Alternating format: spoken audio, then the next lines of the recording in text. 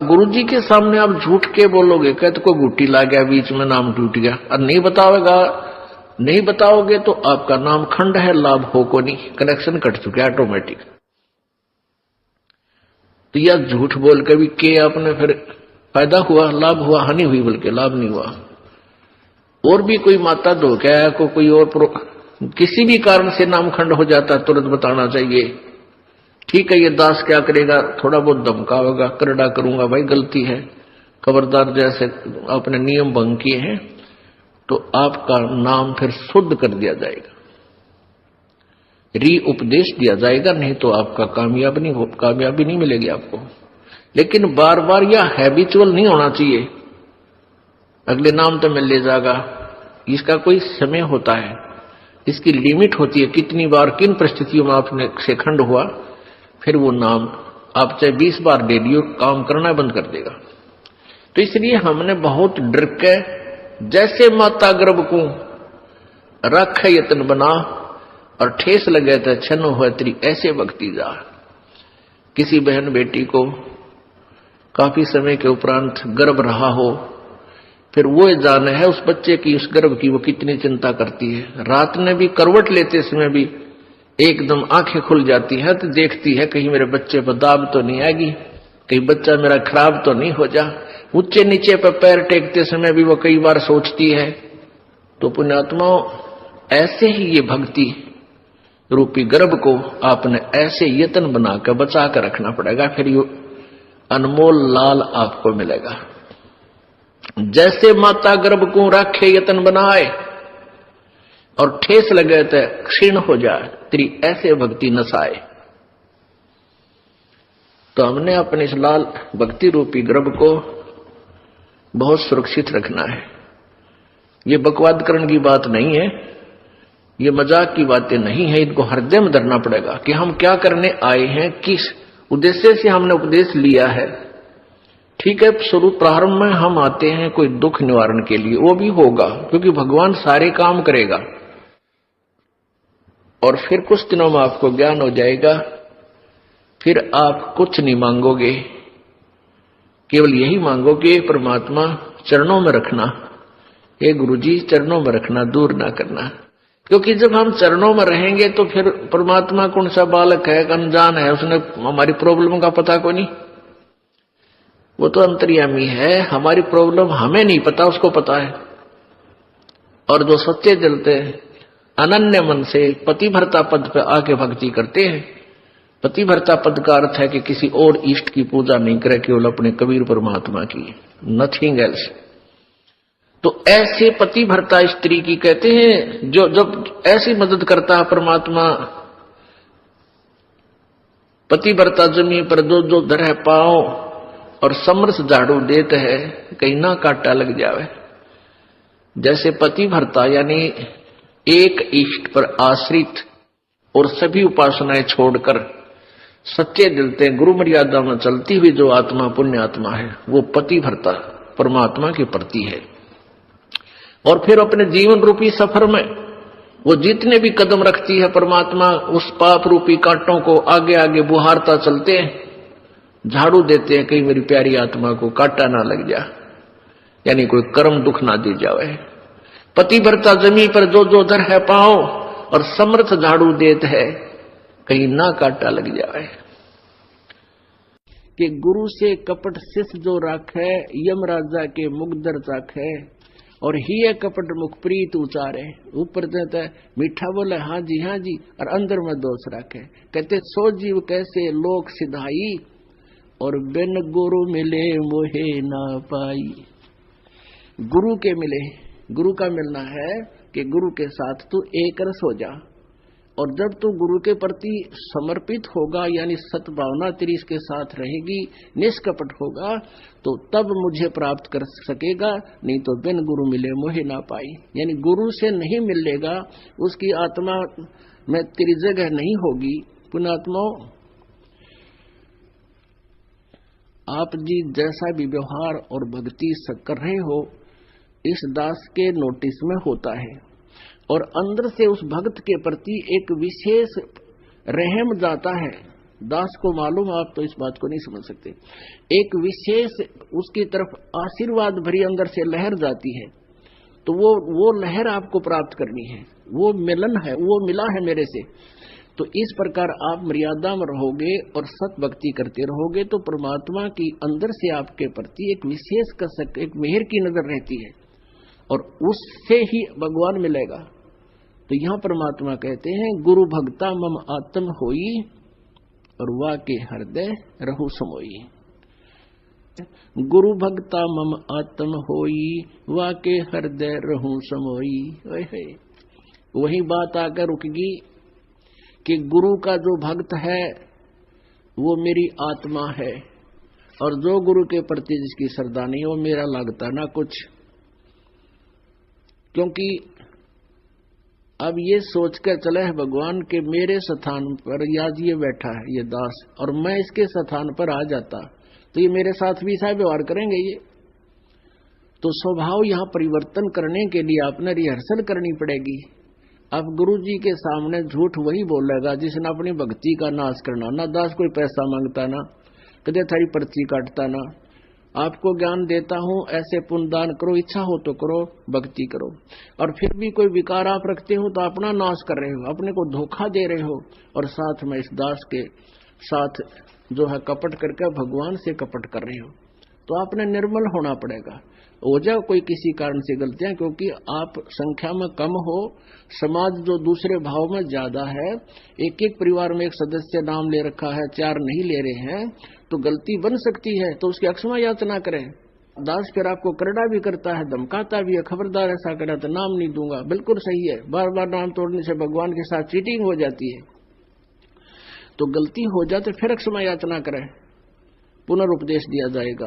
आपके गलती बन जाने से फिर नाम खंडित हो जाता है, वो कनेक्शन कट जाता है, पावर नहीं जाएगी आपके घर पे, वो पुनः कनेक्शन जुड़वाना पड़ता है, तब वो पावर फिर शुरू हो जाती है। तो इसमें कपट नहीं करें, हो जाए गलती कोई बात नहीं, बन सकती है, क्योंकि हम भयंकर लोक में रह रहे हैं, हमें भी पता है। लेकिन जानबूझ कर बार बार बकवाद फिर भगवान न नहीं सुहावेगी। घनी मजबूरी हो तो हो सकती है कभी, लेकिन फिर बार बार उन मजबूरियों से भी संघर्ष करना सीखो। जैसे मीराबाई ने किया, ध्रुव प्रहलाद ने किया, आज उनके नाम रोशन हुए, सफल हुए। और समाज अपने आप फीका पड़ जाएगा जब आपकी सच्चाई को देखेगा, आपका अनुकूल करेंगे, अनुसरण करेंगे, आपका साथ हो जाएंगे। उनको भी चाहिए भगवान। बिना ज्ञान का व्यक्ति हमारा विरोध कर सकता है, ज्ञानवान तो हमारा साथी हो जाएगा। जैसा मोती ओस का ऐसी तेरी आवे, गरीबदास कर बंदगी भाई भौर न ऐसा दाव, ऐसा दाव, ऐसा मौका, ऐसा चांस मनुष्य शरीर और फिर ये तत्व ज्ञान, और अब भी तुम पीछे रहोगे। कहते फिर परमात्मा ना संभाले तुमने कई हजारों वर्षों तक, हजारों युगों तक नहीं संभालेगा, क्योंकि आप रिजेक्ट कर दिए जाओगे कि इतना कुछ होने के बावजूद भी। और फिर अपनी अज्ञानता और अपने ही ज्ञान के ऊपर आधारित होकर के अपने आप ही चले, संत की एक भी नहीं मानी। क्यों कुछ दिनों के बाद परमात्मा इतना सुख दे देता है, यूं सोचा है बस मौज माजरी है और ऐसे ही होना था। नहीं, यही भूल समाप्त कर देना कि प्रभु के चरणों में आने के बाद जो आपने पुण्यदान किया है, ये हो सकता है आपका इस जीवन भी चल सके और 1-2 जीवन और भी चल सकता है, इतना पुण्य हो जाता आपका। लेकिन जिस दिन से आप संत से विमुख हो जाते हैं उसी दिन आपका फुल स्टॉप हो जाता है। आप जो परमात्मा की मर्यादा को भंग कर देते हो, अपने मनमुखी शुरू हो जाते हो, उसी दिन से आपकी भक्ति पर फुल स्टॉप लग जाता है आगे की। जब तक आप पुनः उपदेश प्राप्त नहीं कर लेते, उपदेश प्राप्त कर लेने मात्र से भी नाम नहीं जुड़ जाता। परमात्मा कहते हैं इन बातों क्या पाइए कर सतगुर नजर निहाल, राजी कर सतगुर रूठे नू। ठीक है, कोई भक्त है, पहले लगा हुआ है, फिर उसने बीच में बकवाद कर दी, दोबारा भी चौथा भी नाम ले जाता है। जब तक इस दास हृदय से उसको उपदेश नहीं देता, तब तक उसका पुनर्नाम सब नहीं जुड़ पाएगा। ये मेरे बस की बात नहीं, ये परमात्मा की ही प्रेरणा अंदर से होती है। नाम अवश्य दे दिया जाता है, क्योंकि हमारा स्वभाव है कि हो सकता है ये बालक फिर सुधर जाए, बच्चा भगवान का। तो इसलिए कहते हैं राजी कर सतगुर रूठे नू, यानी अपने सदगुरु, मान लो आपसे गलती हो जाती है, सदगुरु क्यों रुष्ट होते हैं? क्योंकि आप विद्यार्थी, वो विद्यार्थी से टीचर रुष्ट होता है जो कोई भी मर्यादा नहीं निभाता, बार बार समझाने के बाद भी शरारत करने से बाज नहीं आता, तो वो उससे रुष्ट होता है। ऐसे ही परमात्मा का मार्ग है, आप विद्यार्थी हैं, ये दास आध्यात्मिक टीचर है। आपके हित के लिए आपको समझाया बुझाया जाता है, गलती करते हो आपको धमकाया भी जाता है, आपके भविष्य को मद्देनजर रखते हुए। निदास का कोई लेन देन नहीं। अब जो बच्चे परमात्मा से विमुख हो गए, नाम ले रखा था, गलतियों पर गलतियां की, हमने उनको धमका दिया, उनका नाम काट दिया गया यहां से, इस विद्यालय से, तो वो बाहर चले जाते हैं अपने दूसरे क्षेत्र में या दूसरे संत के पास, या जैसी पूजाएं उसको पहले करते थे वो करने लग जाते हैं। और वो कहते हैं हमारे ताज भी ठाठ हो रहे हैं, हमने तो उनको छोड़ दिया, उस नाम को भी, संस्था को भी छोड़ दिया, और कहते अब हमें कोई हानि नहीं हो रही है। पुण्यात्माओं, आप जब तक आपका नाम जुड़ा है, आप कोई गलती करते हो, परमात्मा आपको झटका देता है एक आधा हल्का सा, ताकि तुम सुधर जाओ, सावधान हो जाओ, आगे गलती ना करो। और जब यहां से विमुख हो जाते हो, आपका नाम कट जाता है, आप चाहे सत्संग में भी आते रहोगे, परमात्मा आपको स्वीकार नहीं करता है, तो फिर आपके ऊपर झटके नहीं आएंगे, आपको केवल वो काल पुण्य देगा जो आपका दे रखा है।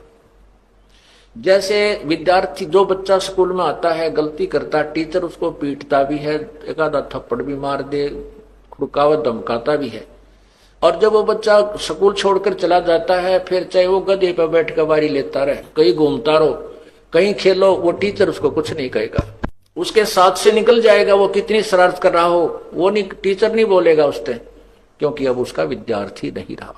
इसी प्रकार जो अनजान व्यक्ति यहां से चले गए, उनको पूर्व जन्म की जो यहां रहते हुए और इस जन्म में भी जो पुण्य किए, भक्ति की, वो काल उनको अवश्य देगा, और उसके कारण वो ठाठ करते नजर आएंगे, और हो सकता है इस जीवन में कोई हानि भी ना हो, क्योंकि उनको पीटेगा नहीं कि अध्यापक, क्योंकि वो अब विद्यार्थी नहीं रहे और अपना जीवन बर्बाद कर रहे हैं। फिर मजदूर लगेंगे जो विद्यार्थी विद्यालय छोड़कर चले जाते हैं टीचर के धमकाने खुरकाने से, तो वो सफल नहीं हुआ करते। तो इसी प्रकार हमने उस परमात्मा की भक्ति करनी है। तो क्या कहते हैं, ये जो सतनाम आपको मिला है, सतनाम, और इस सतनाम को मिलने के उपरांत आपको सारनाम नहीं मिला और आपकी मृत्यु होगी। आपको न जाने कितने जन्म मनुष्य के मिल जाएंगे, मोक्ष नहीं है, मनुष्य के जन्म मिलेंगे, अच्छे से अच्छे जन्म मिलेंगे, और फिर आपके ये दोनों मंत्रों की कमाई जब समाप्त हो जाएगी, आप फिर सिंपल मैन बनोगे, साधारण व्यक्ति के घर में जन्म होगा, और उस समय ये दयालु परमात्मा फिर आपको अवश्य संभालेगा, आपको 84 लाख योनियों में नहीं जाने देगा, शीघ्र सी नहीं जाने देगा, यानी फिर हम बिल्कुल नहीं सुनेंगे, वो बात है अलग। तो पुण्यात्मा, ये भी कच्चा काम रह जाएगा यदि सतनाम ही प्राप्त हो गया और आपकी मृत्यु होगी। सारनाम योग्य नहीं बने, नखरे करते रहे। अब क्या देखता है ये दास, नाम ले गया था जी पिछला महीने और नाम खंडित हो गया, पहला नाम लिया था दोबारा लूंगा। अच्छा भाई, क्योंकि पहले मंत्र वाला तो गलती कर सकता है, क्योंकि वो तो एकदम नया बच्चा होता है, पहली कक्षा का बालक होता है, हो जाता है खंड, लेकिन नहीं होना चाहिए। कोशिश करे कि जो काम करने लग गए उसको पूरा ही किया जाना चाहिए। तो फिर दोबारा उपदेश ले लेता है, फिर 4 महीने के बाद उसको सतनाम भी प्राप्त हो जाता है। सतनाम लेने के बाद फिर 6 महीने के बाद फिर कह जी नाम खंडित हो गया मेरा, तो ऐसा हो गया वैसा हो गया। अच्छा भाई, 1-2 साल के बाद फिर कहेगा जी मुझे शंका है, मेरा शायद नाम खंडित हो गया, और करे बिना रहता नहीं, आप गलती अवश्य कर देता है।